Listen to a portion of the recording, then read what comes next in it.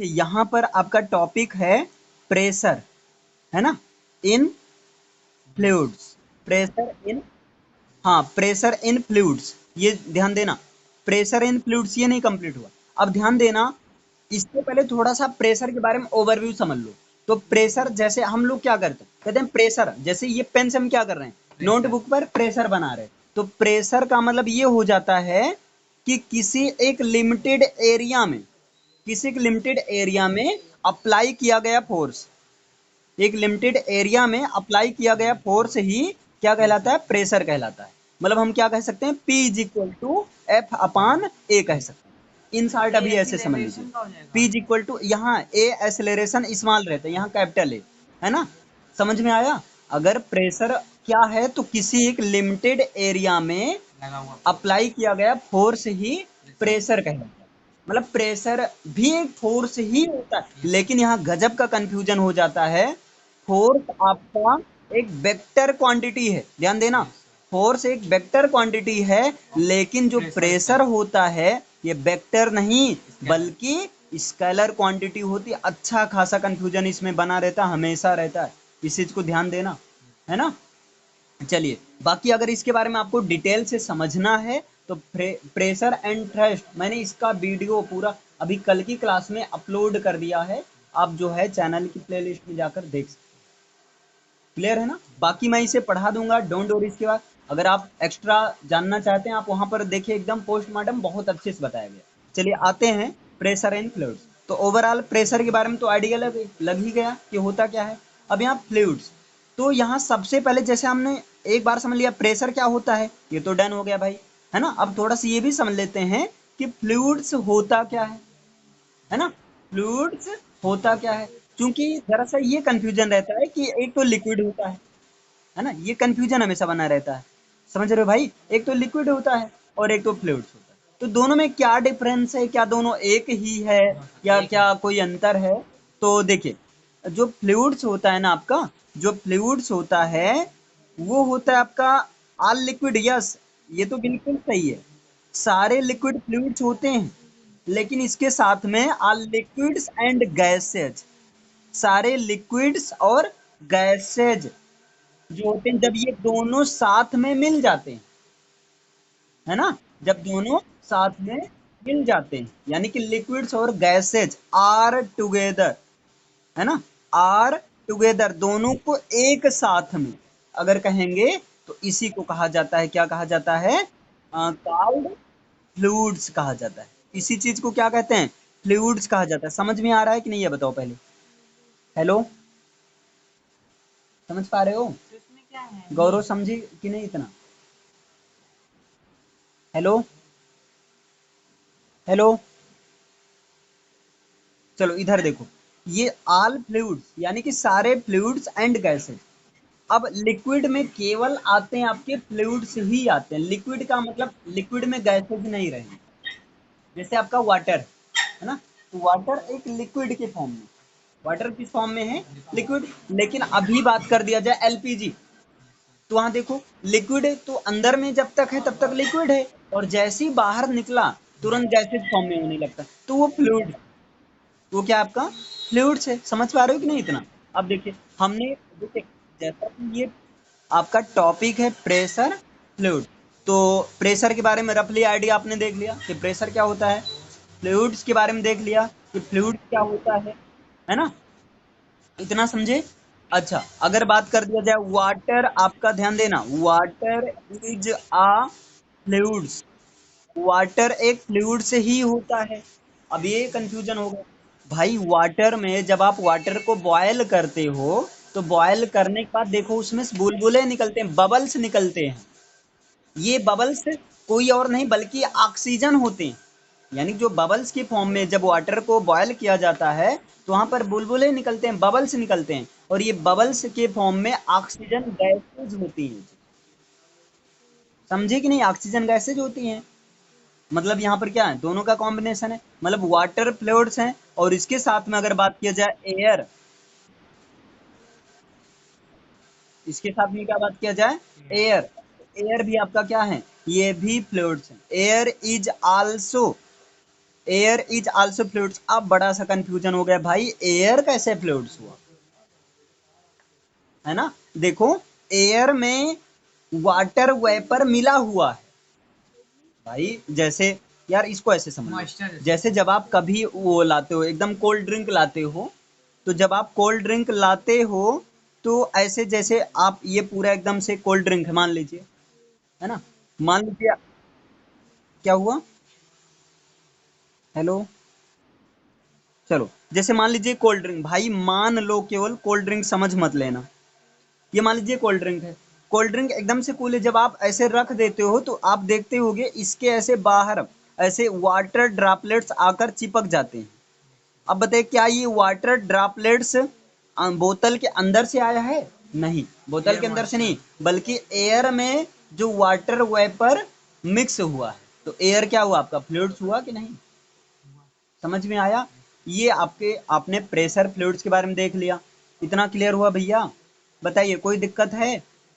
अब देखिए, जो सॉलिड होता है, ध्यान देना, जो सॉलिड होता है ना, exert pressure, EXERT, exert pressure, solid जब प्रेशर एक्सर्ट करता है तो कैसा प्रेशर एक्सर्ट करता है, इस चीज को आपको समझना है, क्योंकि यहीं से पूरा कॉन्सेप्ट कवर हो जाएगा, है ना। जब सॉलिड किसी ऑन अ सरफेस, जब किसी सरफेस पर वो मतलब प्रेशर एक्सर्ट करता है, तो पहला नंबर ये क्यों करता है, पहला नंबर क्यों करता है ये समझो, पहला नंबर वाई, यानी कि solids exert pressure on surface, solids जो होता है किसी सरफेस पर प्रेशर लगाता है, क्यों, वाई, यहां से प्रश्न बन गया क्यों लगाता है, तो इसका रीजन होता है due to, due to its weight, due to its weight, मतलब अपने वेट के वजह से लगाता है, अपने वेट के। अरे यार ये बताओ, कोई तिनका दे दिया जाए आपको और आपके हाथ पर तिनका ऐसे रख दिया जाए,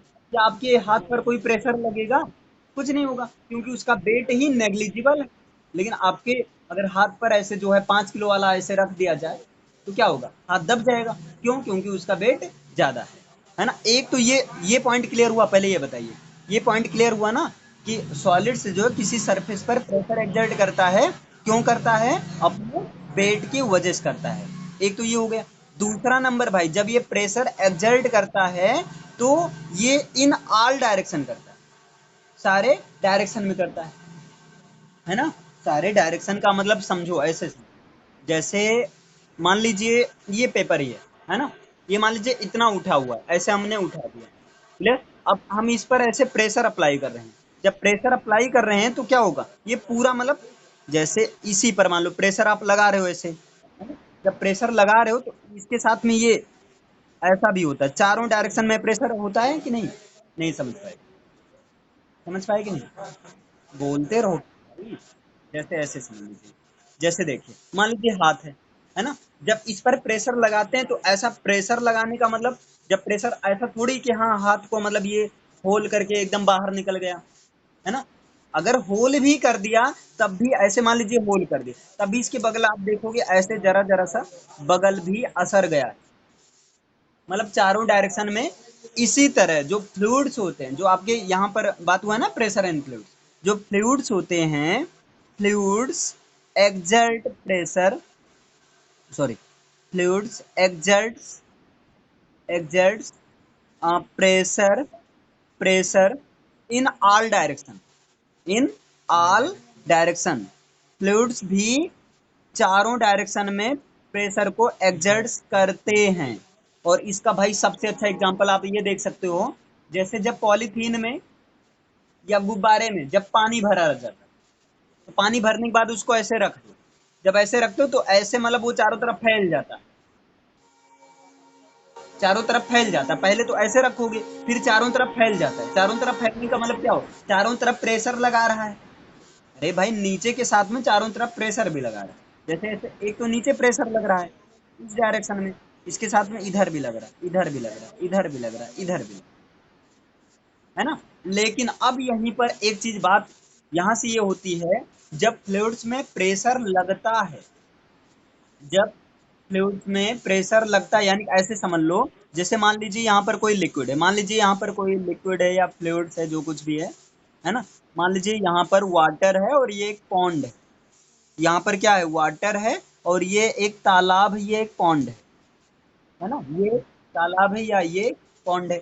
मान लीजिए यहाँ पर कोई एक पर्सन है, यहाँ पर मान लीजिए कोई एक पर्सन है और ये यहीं पर चबूतरा टाइप है और इस पर खड़ा है और यहाँ से ये कूद रहा है, इस पर छलांग रहा है। आप लोग देखे भी होंगे, जब ये इस पर ऐसे कूदता है तो कूदने के बाद एक बार तो नीचे जाता है, नीचे के बाद तुरंत ऊपर आता है,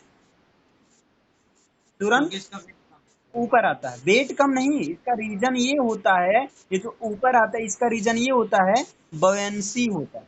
इसका रीजन क्या होता है, बॉयंसी। ऐसा क्यों होता है, बॉयंसी की वजह से होता है। अब फिर प्रश्न आ गया, तो ये बॉयंसी क्यों होता है, यानी कि जब कोई चीज पानी में फेंकी जाती है या जब कोई पानी में वाटर में जंप लगाता है तो एक बार वो ऊपर आता है, जैसे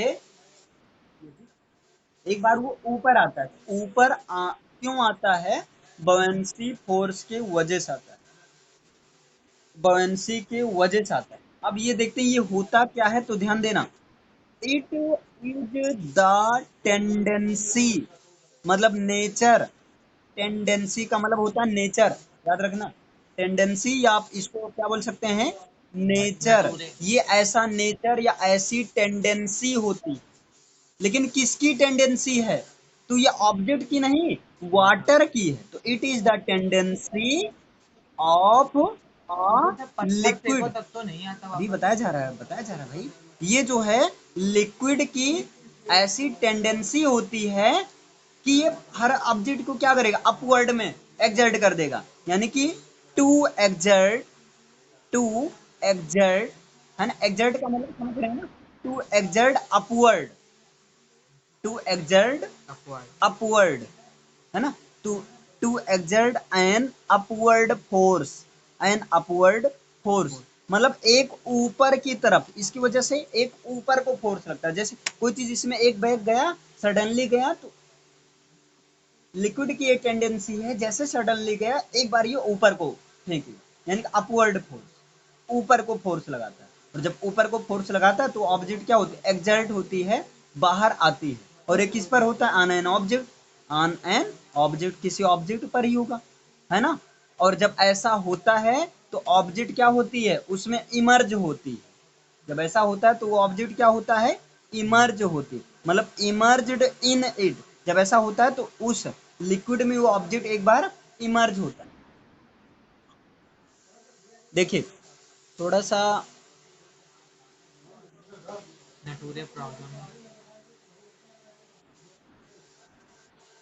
चलिए अभी थोड़ी देर में सही हो जाएगा, देख लीजिए।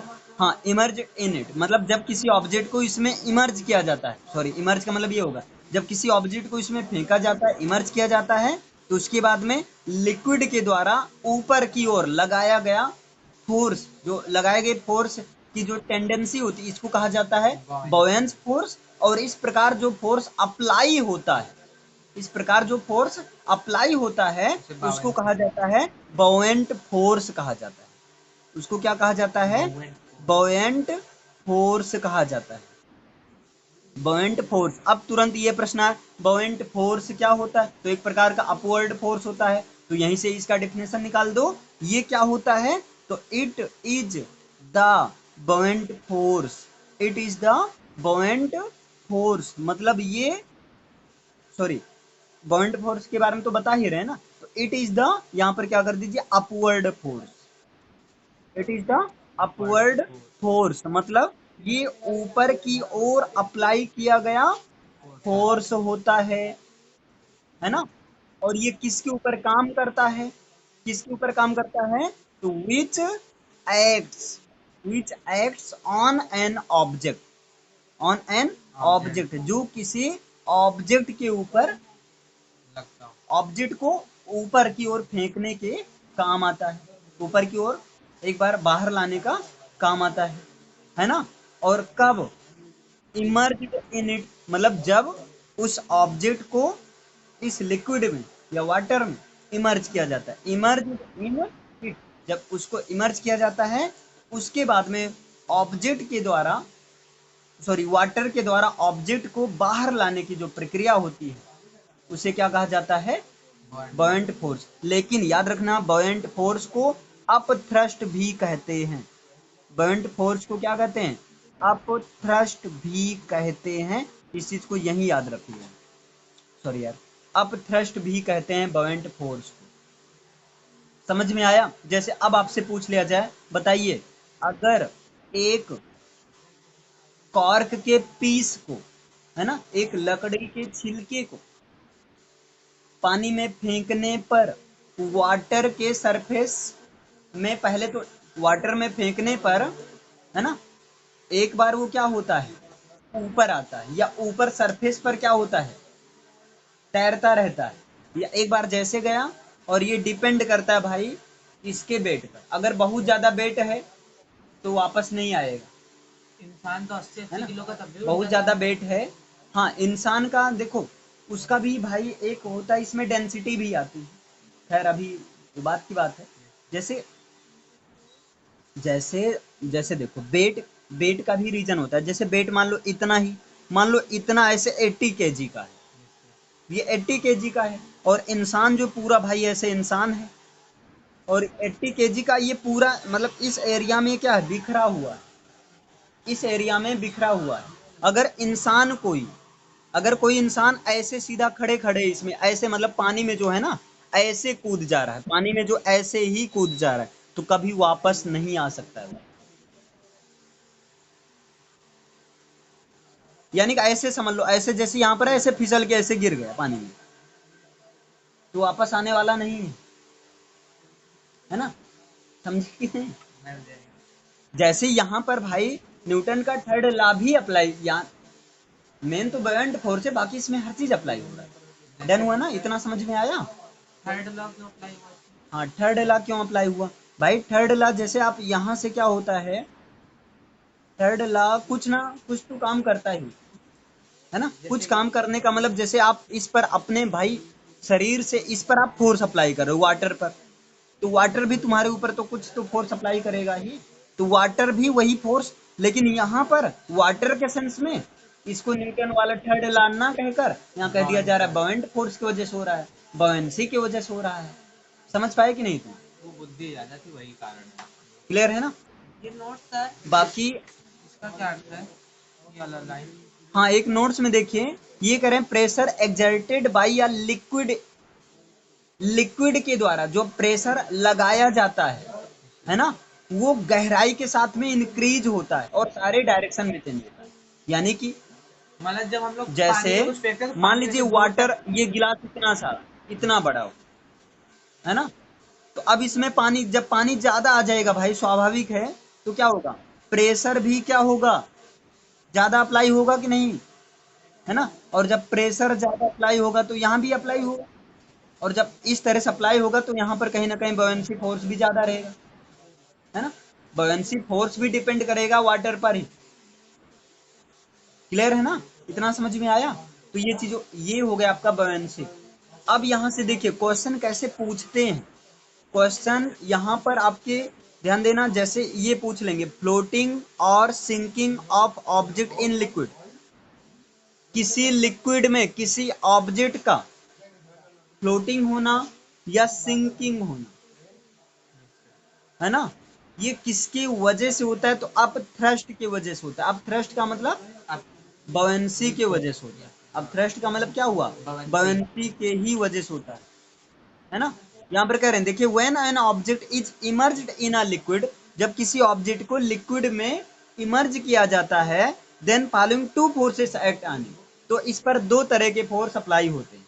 एक तो वेट ऑफ द ऑब्जेक्ट का वेट, है ना, ऑब्जेक्ट का वेट जो कि एकदम डाउनवर्ड डायरेक्शन में नीचे को एकदम ले जाए, है ना, और दूसरा बॉयंट फोर्स अप थ्रस्ट, जो कि उसको क्या करेगा? अपवर्ड डायरेक्शन, उसको ऊपर भेजने का ट्राई, है ना।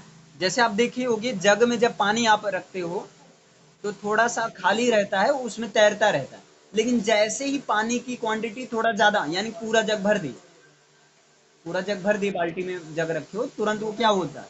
उसका वेट अप, ऑब्जेक्ट ज्यादा हो गया, तुरंत वो नीचे डाउनवर्ड डायरेक्शन में चला जाता है, और जब तक आधा रहता है क्या, उसी पानी में तैरता रहता है। समझ पाए कि नहीं, ये जो एग्जाम्पल अभी बताएगी। तो इस तरह से दो तरह से फोर्स ये चीज है ना। समझ में आया कि नहीं, इतना ये बताइए।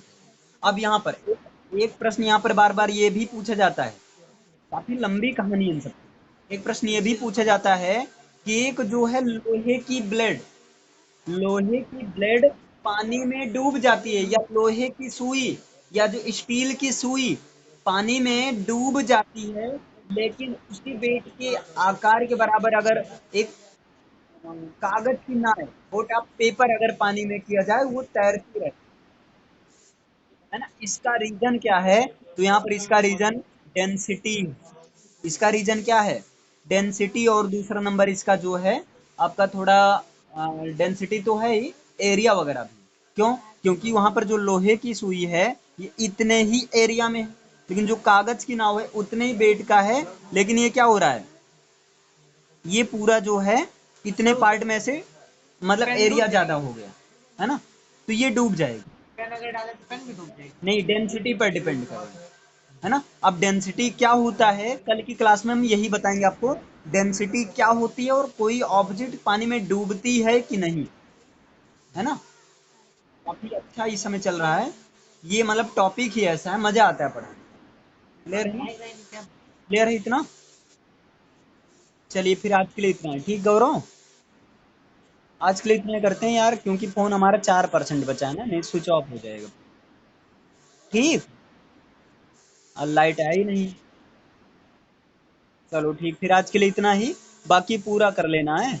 मैं कुछ इंग्लिश का नोट्स भेज दूंगा, अभी नहीं लेकिन रूम पर जाने के बाद, क्योंकि फोन अभी चार्ज नहीं, उसे लिख लेना। बाकी हाँ, इसे तो लिख ही लेना, है ना। इसको मैं भेज दे रहा हूँ अभी।